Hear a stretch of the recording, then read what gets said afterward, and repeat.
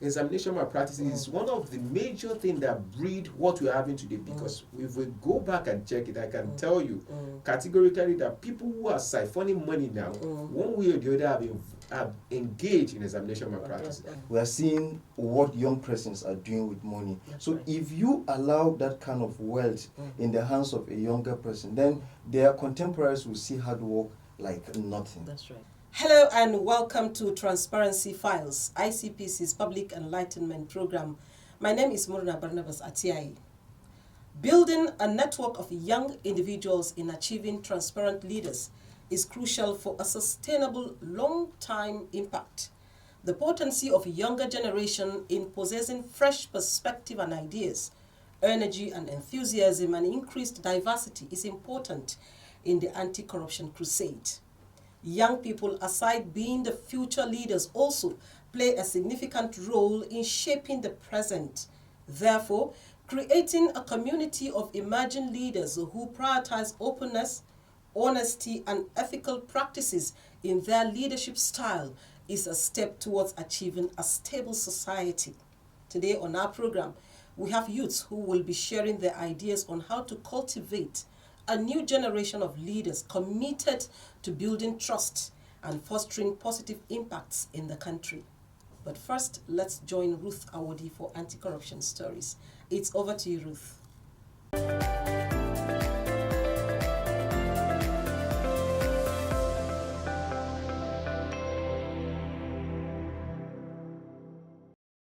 Welcome to this segment on anti-corruption stories. I am Ruth Awodi.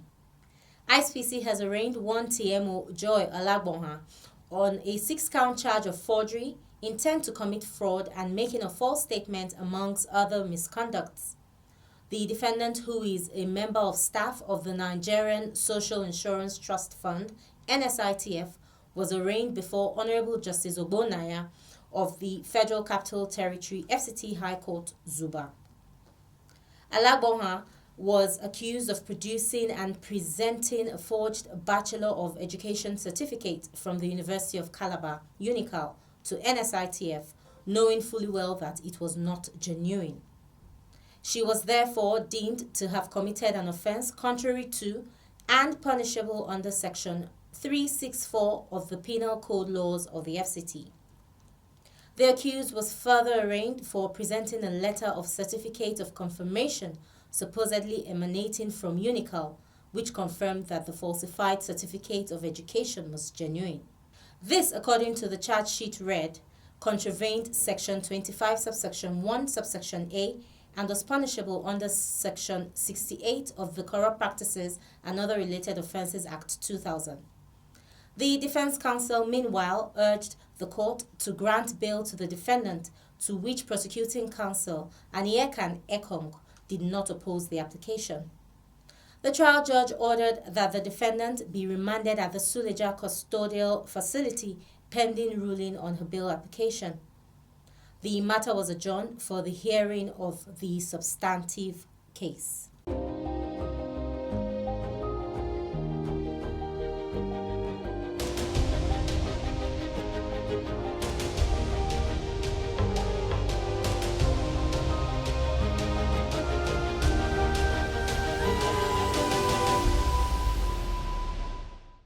The chairman of ICPC, Dr. Musa Adamu Aliyu, SAN, has presented the Commission's performance scorecard over the past year to the Senate Committee on Anti-Corruption and Financial Crimes. Dr. Aliyu, who delivered the report during an oversight visit by the Senate Committee on Anti-Corruption and Financial Crimes, highlighted the Commission's achievements in strengthening its capabilities in the fight against corruption and advancing policy research despite limited budgetary resources and on international donor support. Senator Emmanuel Udende, chairman of the Senate Committee on Anti-Corruption and Financial Crimes, in his response, commended ICPC for its high standards of professionalism in the fight against corruption. In a similar development, the chairman of ICPC, Dr. Musa Adamu Aliyu, SAN, also played host to the House of Representatives Committee on Anti-Corruption, led by its chairman, Honorable Prince Kayode Moshood Akiolu, who were on an oversight visit to the commission. Aliyu disclosed that between 2023 and 2024, the Commission received 2,038 petitions, secured 31 convictions, and recovered assets cash worth 105.82 billion naira. He reiterated the need and support of the legislative arm in ensuring that the Commission received budget increments and review of the ICPC Act to enhance its work. In response, Honorable Prince Kayode Moshood Akiolu, Chairman of the House of Representatives Committee on Anti-Corruption, who led the visitors to the Commission, commended the ICPC and congratulated the Chairman for his international recognition. He added that the approach of ICPC in the fight against corruption was one of the best, as prevention is better than prosecution. That will be all on this segment. Transparency Files continues with Murna. Stay with us.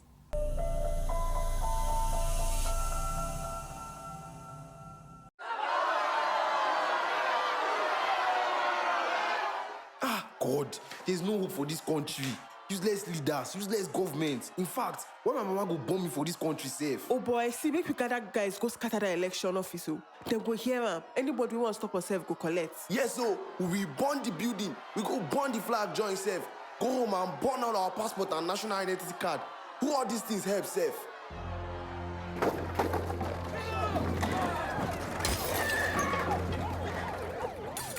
Okay, so now they cause trouble for here, Abi. You damage people property, attack and wound officers of the law. And we hear you even burn the flag. See now, everybody don't run leave now. You don't buy job. Oh yeah, move. But God, they wait for now for station. Young men, this is not how to make your feelings known. You have a right to participate and make your voice heard. But it must never resort to violence. You burnt the national flag and your passport? These are serious offenses because those objects symbolize the country's unity and pride. Your actions show you lack patriotism. Oga, leave them. As passport don't burn, them no fit japa again. Now inside say they go to protest. My friend, keep quiet. Sorry, sir. Sure, sir. I understand your frustration, but sadly, you must face the consequences of your action. Let this be a lesson to you. The people that use youth to incite violence, as well as your so-called comrades, will desert you when the chips are down. This message is brought to you by the Independent Corrupt Practices and Other Related Offenses Commission.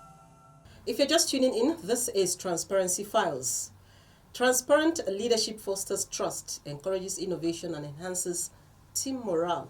When leaders communicate openly, they create an environment where everyone feels valued and empowered. How do we build a network of younger generation of transparent leaders? With me in the studio to discuss this topic, I have with me Moses Abolade. He is a peace building consultant. I also have Zugwai Tagwe. She is a development professional. And Habila Kayit is the executive director of Glemdi. Ladies and gentlemen, thank you for joining us on Transparency Files. Thank you. So we're looking at how do we build a network of younger generation of transparent leaders. If we need to get it right in the future, we have to start somewhere. We must get it right at the beginning, at the grassroots. But first, let's look at it. What does transparency in leadership means to you, Zugwe?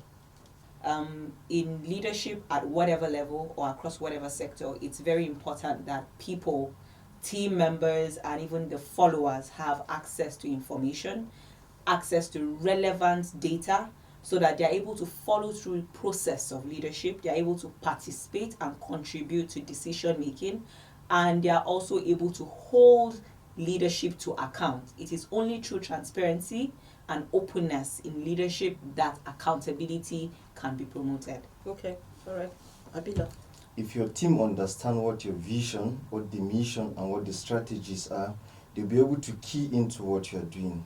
So keying into what you are doing is going to be result-oriented. That does not mean that you're going to get everything straight up. So there might be some hitches here and there, but if your team understand that what you are doing at the moment, this is where you are heading to, so they'll be able to back you up and give you all the necessary support needed to succeed. He said carrying people along, Yeah. being open in whatever you're doing. Do you agree with that? Yes. So as a leader, you ensure that people that are following you understand what you're doing, and not just at the implementation phase, but even at the planning and ideation phase. And I think that's the gap we have most times, because when you bring in people, when you've completed the project, then correction might not be made. And it's not just about for the financial part, it's also for the people to take ownership of whatever thing you're giving them. And that is where leadership comes in. Leadership in this sense should be you carrying the people you are leading with you in terms of planning it. Let them also be the one to say some things. Let them give you ideas on how to make it better. And that is why, from the peace building perspective, it should be that the people are responsible one way or the other to participate fully in anything you are doing. And they can even guide you on how this can be done. So, but when you shield the people out of it, you're even shielding yourself out of the information that can help you become better leader in the real sense of it. I want to go to Habila, because he manages a body called the GLEMD. As the executive director there of GLEMD, he talked about carrying them along, openness. How do you manage your people? As a young person, how do you manage young people as well? For us at GLEMD, we have discovered that for the 1 year period that leadership of the schools will be changed to young persons, at the end of the school term. These guys are not experienced. They need direction. They need guidance. When you bring in the aspect of transparency and accountability, it helps them in coordinating the activities. The school is a very large ground with stakeholders. Now the monitors, the other prefects, the head boys, the teachers are also part of them. So there are little conflicts here and there. So if they understand that you are to manage these people, not monetary wise, they are all resources. So what do you want to do? Are you communicating what you want to do to the entire stakeholders within the school setting? So if they understand your drive, now they will be able to stick to the plan that no student should come to school late.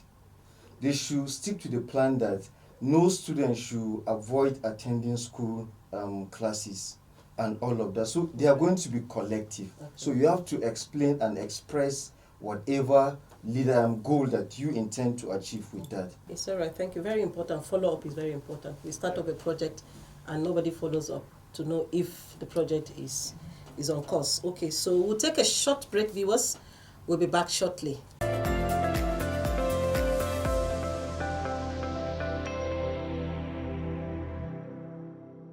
You're watching Transparency Files. I'm coming back to you, Zugwe, but I'm going to read something for you that I saw. It's on quote. It says, corruption can influence the way youths view success in life.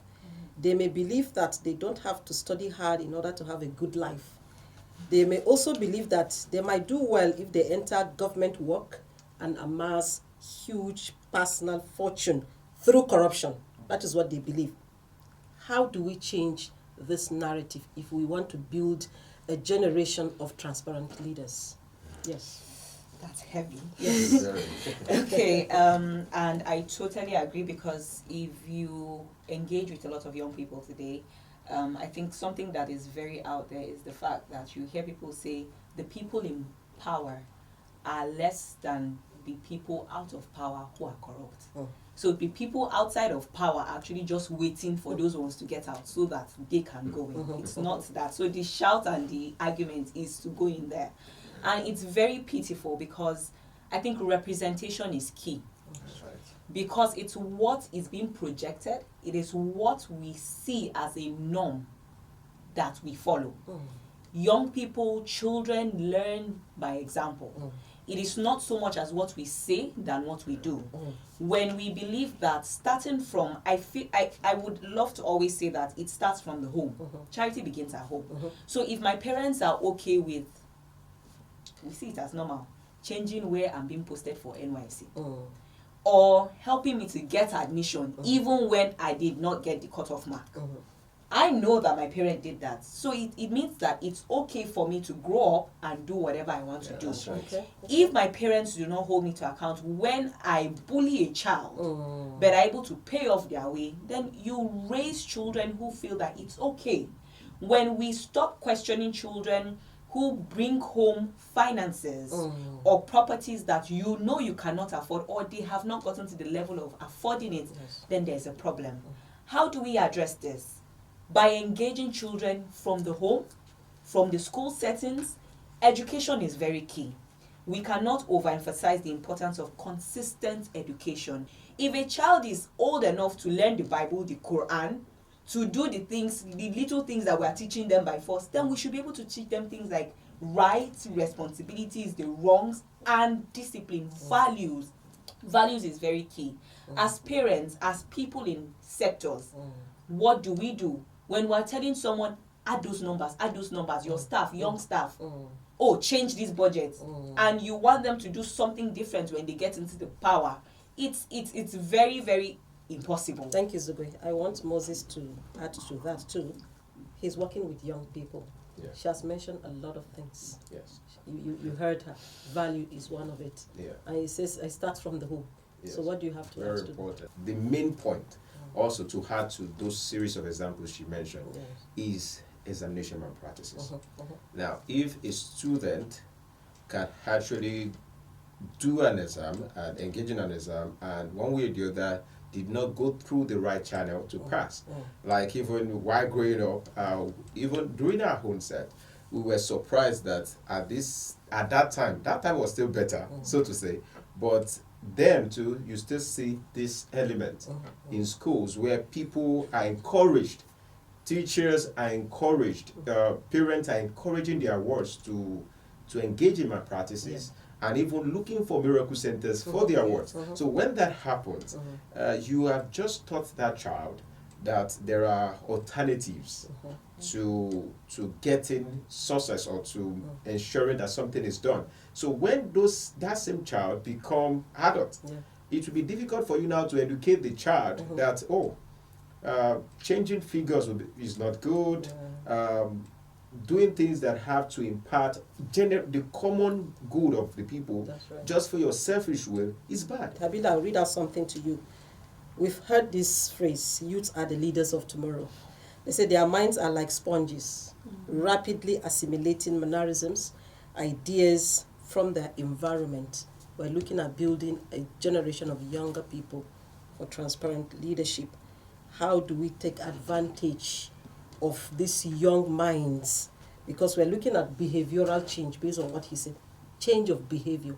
How do we match this? How do we take care of it? All right, the 2024 Head Boys and Head Girls Leadership Retreat we had with the team enhancing capacity for accountability among young learners. And we had an interactive session, and it was very revealing that these young leaders understood what the problems we're having today. And they did not only identify what the problems are, they went ahead of us to talk about solutions and all of that. Now, when you see young persons displaying wealth from their parents, you know, we're seeing car racing within the city center. We're seeing what young persons are doing with money. So if you allow that kind of wealth in the hands of a younger person, then their contemporaries will see hard work like nothing. That's right. Thank you so much, ladies and gentlemen, for coming on Transparency Files. We're grateful for having you. Indeed, building a network of transparent leaders is a collective effort. Let's leverage our strengths, support one another, and commit to leading with integrity and openness. Together, we can inspire the next generation of leaders. I am a Nigerian, a highly cultured race. My culture abhors corruption, and with my integrity, a new Nigeria is possible. I say no to corruption today to build a future for my children. Join me and imbibe the culture of integrity to build a Nigeria of our dreams. Just before we wrap up this edition, let's bring you up to speed with reports from our state offices. Khadija Ibrahim is our guide. From Benue State comes a report that the Federal Commissioner of the Public Complaints Commission, Mr. James Oche, led a delegation to the ICPC on a courtesy visit to seek collaboration and synergy between the two agencies in a bid to carry out their mandate effectively and efficiently. The delegation was received by the Resident Anti-Corruption Commissioner, Mr. Menge Andrew Tiku, who stated that both agencies need to do a lot of collaboration in the fight against corruption, especially in the area of prevention. Similarly, ICPC's Resident Anti-Corruption Commissioner, Mr. Kayode Olatunji Kubolati, led a team to Ondo State Judiciary Headquarters, Akure, to strengthen institutional cooperation to improve judicial integrity. The delegation was received by the Chief Judge of the state, Honorable Justice Ayedun Olusegun Odusola, who emphasized on the importance of judicial collaboration in advancing anti-corruption efforts and fortifying the principles of transparency within the justice system. And coming from Maiduguri, the Resident Anti-Corruption Commissioner, Borno State Office, Mr. Ishaku Sakaba, sensitized the new recruits of the Nigerian Police College, Maiduguri. He urged the recruits to always uphold the conduct of honesty and transparency as they play their roles according to the norms and values expected of police officers. The Commandant, Police College, Maiduguri, CP MD Shetima, further called on the recruits to live above board and see their recruitment as a task to contribute to national building. And in Delta, Barrister Stella Chibuzo inaugurated Students Anti-Corruption Club in Obampa Mixed Secondary School, Delta State, and also sensitized the students on the dangers of corruption. She urged the students to shun corruption and always obey schools' rules and regulations. The principal of the school, Mrs. Omar Besiai, assured the ICPC's efforts will not be in vain as they have imbibed the anti-corruption message passed to them.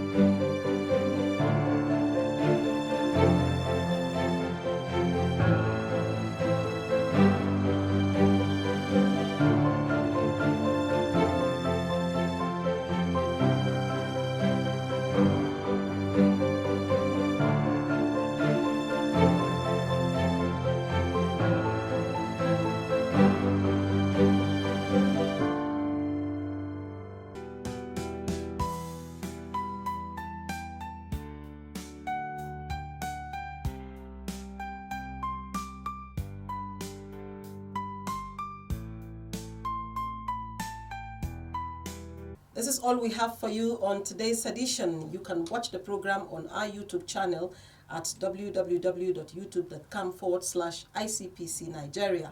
For more information on what the Commission is doing, follow us on our social media platforms as shown on the screen. Thank you for watching. My name is Murna Barnabas Atiayi. Bye for now.